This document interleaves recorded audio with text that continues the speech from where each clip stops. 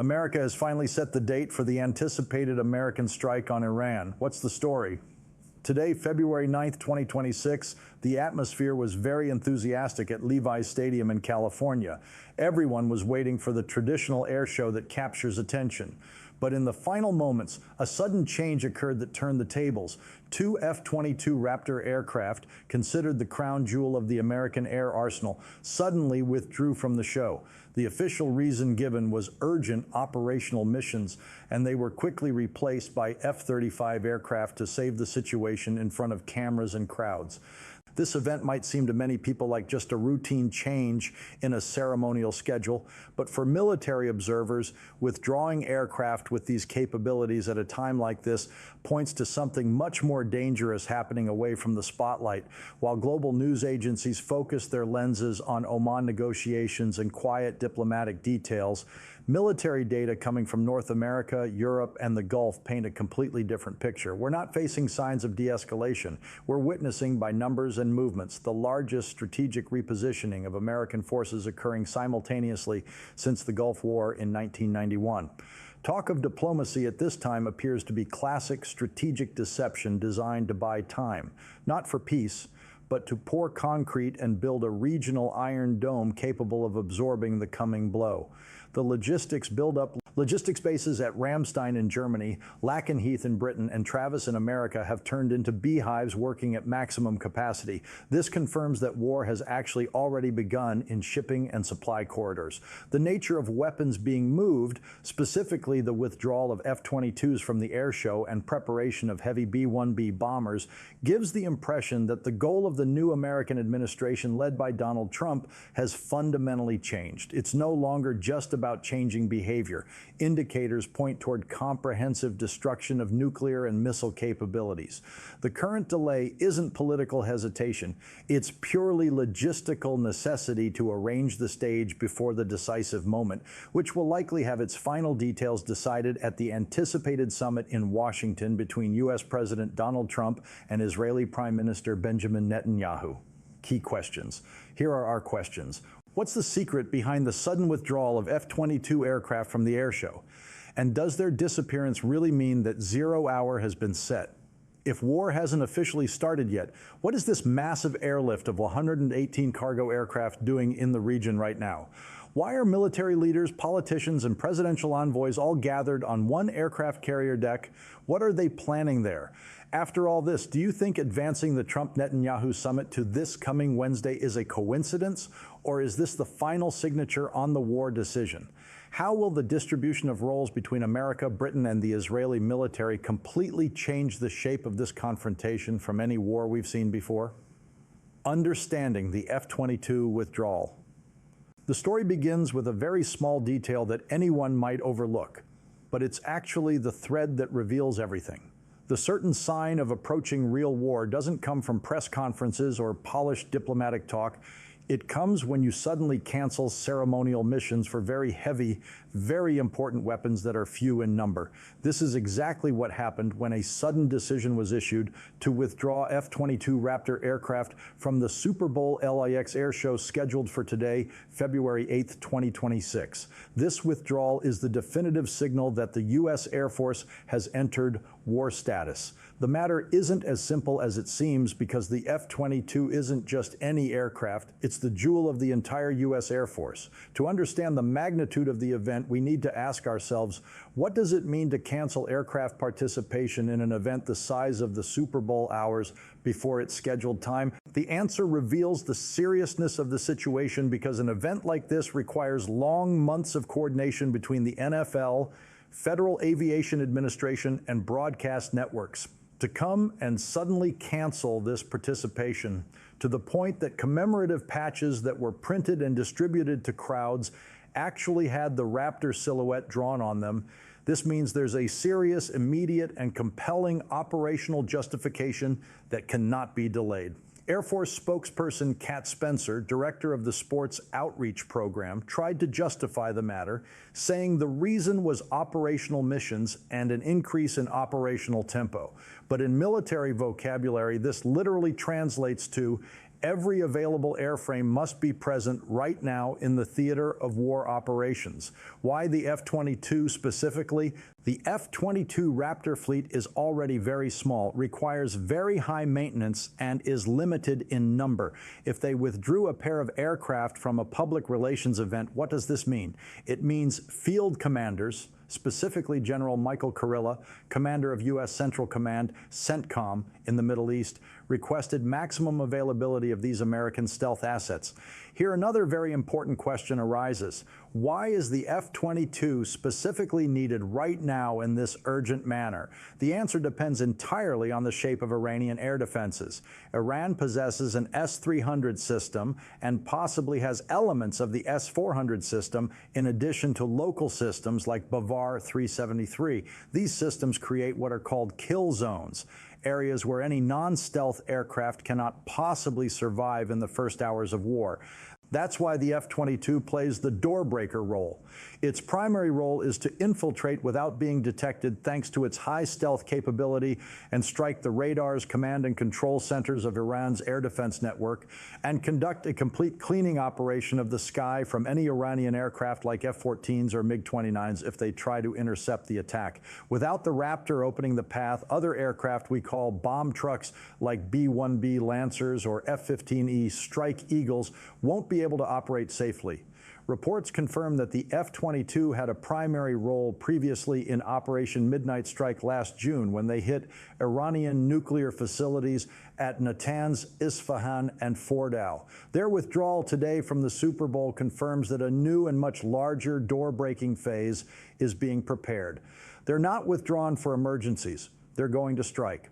The B-1B bombers complete the picture. The picture is completed when we see the other side of the equation, the B-1B Lancer bombers that complete the work the F-22 begins. Reports confirm the arrival and integration of B-1B bombers in CENTCOM's theater of operations, specifically at Al Udeid Air Base in Qatar. If the F-22 is the hidden dagger, the B-1B is the hammer. This aircraft carries the largest conventional payload of any guided system in the American arsenal. It's the primary platform for launching AGM-158 JASSM missiles. In this campaign, the B-1B will drop massive salvos of JASSM missiles through Iranian airspace to overwhelm air defense sites and ballistic missile storage facilities.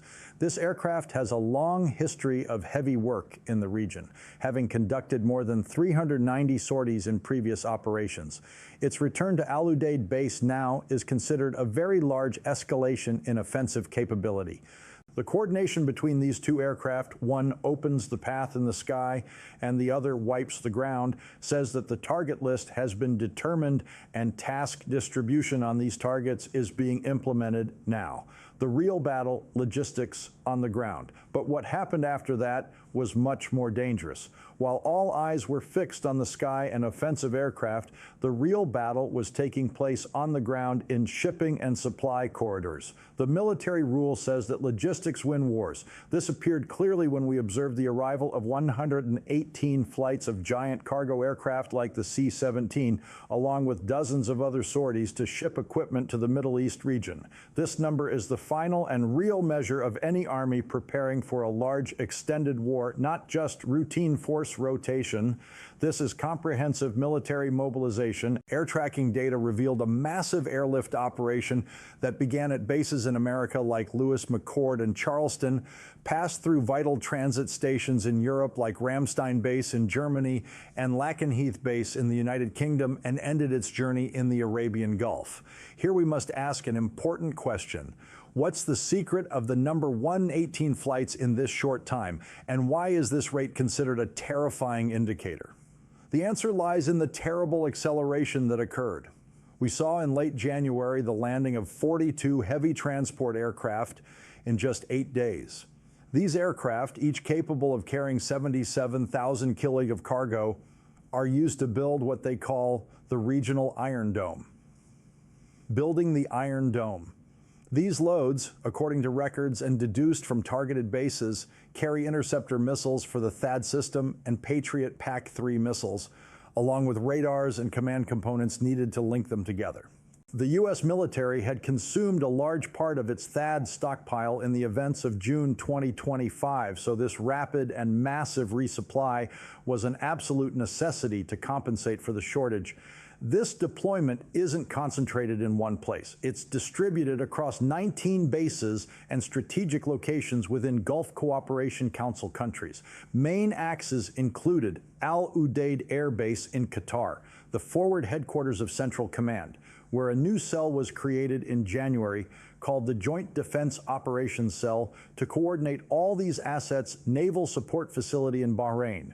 Headquarters of the 5th Fleet Ali Al Salem and Ahmad Al Jaber bases in Kuwait, Muwafaq Salti Base in Jordan, Prince Sultan Base in Saudi Arabia, extending to Ain al-Assad, and Erbil bases in Iraq to secure the northern flank. Why build this defense wall? Why does America need to build a missile defense wall and secure these 19 locations specifically before thinking of striking a single blow?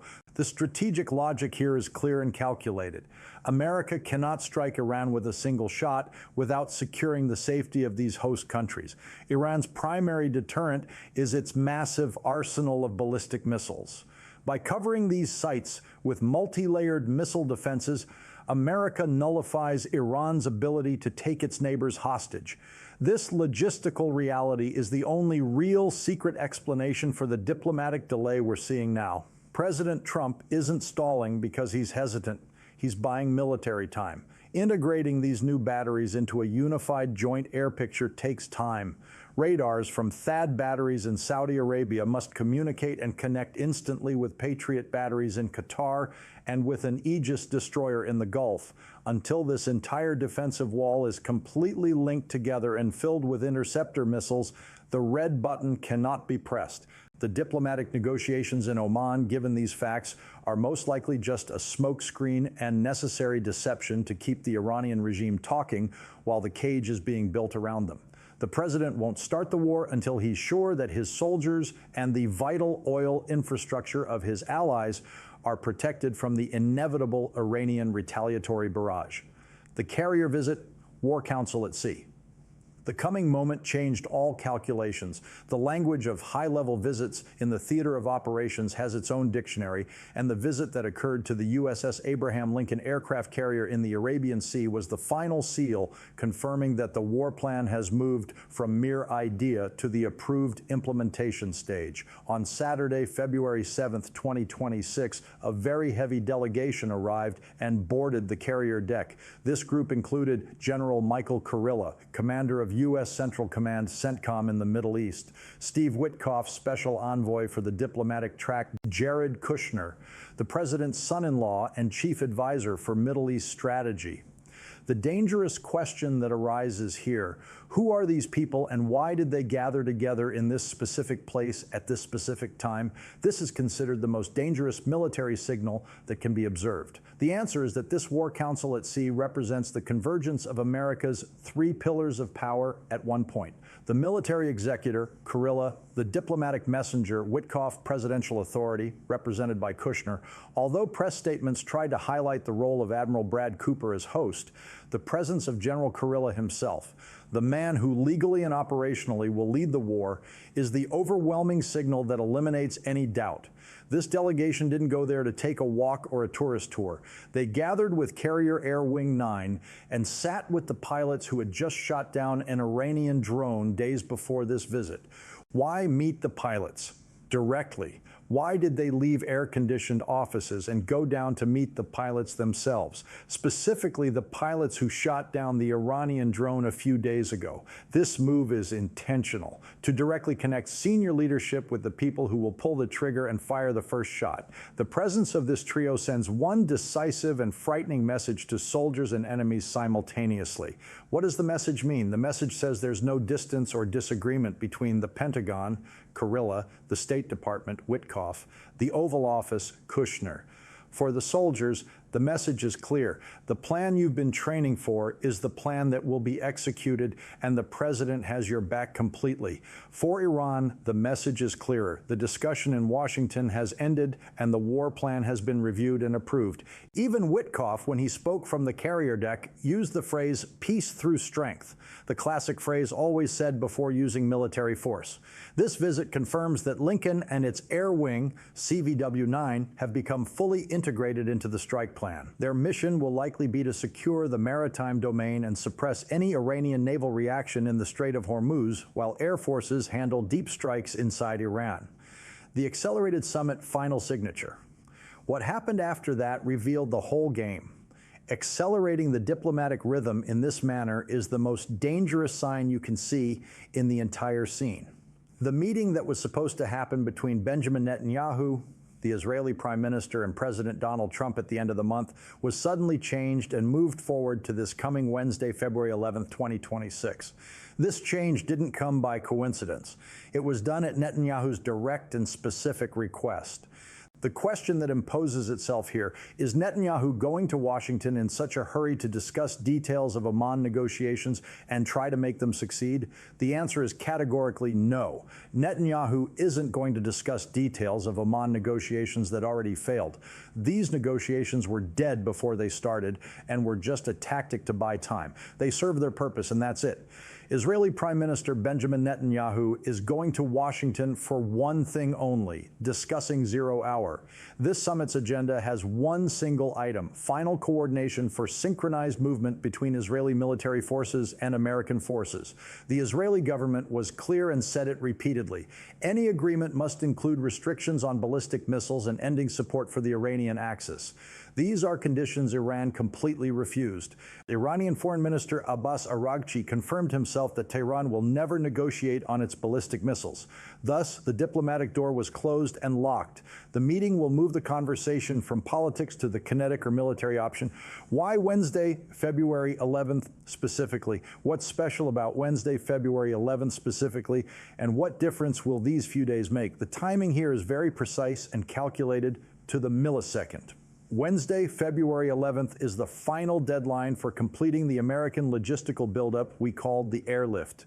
These remaining few days will allow completion of something specific: final integration of THAAD batteries into the regional network, B-1B bombers completing their maintenance and weapons loading and being ready to strike, final positioning of naval vessels. What happens after Wednesday will be completely different from what came before. Wednesday represents crossing the Rubicon, or the point of no return. As soon as the leaders meet and give the green light, the timeline will immediately shift from preparation phase to execution phase. The zero-hour window that Israeli Chief of Staff Eyal Zamir predicted would be between mid-February and early March will open immediately after this summit ends. The Allied role: offensive defense. Away from these scenes, something bigger was cooking. War with Iran isn't just a solo American show. It's a broad international coalition operation, but roles in it are divided precisely. While America took on the deep strike mission using heavy muscle like the F-22 and B-1B we discussed, the Allies, specifically Britain and the Israeli military, had their role crafted in a new military doctrine called offensive defense.